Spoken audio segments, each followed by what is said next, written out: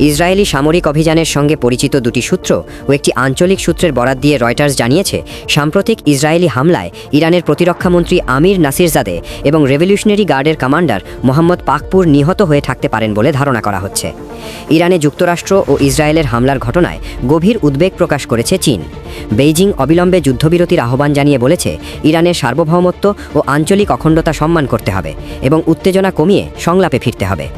ইরানি red ক্রিসেন্টের মুখপাত্র Mojtaba খালেদির বরাতে জানানো হয়েছে, ইরানের ৩২টি প্রদেশের মধ্যে অন্তত ২০টি প্রদেশ হামলার লক্ষ্যবস্তু হয়েছে।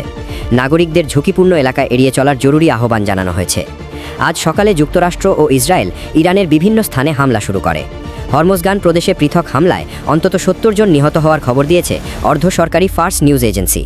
এর মধ্যে মিনাব শহরের একটি বালিকা বিদ্যালয়ে ৫৩ জন শিক্ষার্থী নিহত হয়েছে বলে দাবি করা হয়। হরমোজগান মেডিকেল সায়েন্সেস কর্তৃপক্ষ জানায়, আহতের সংখ্যা ৯০ জনের বেশি।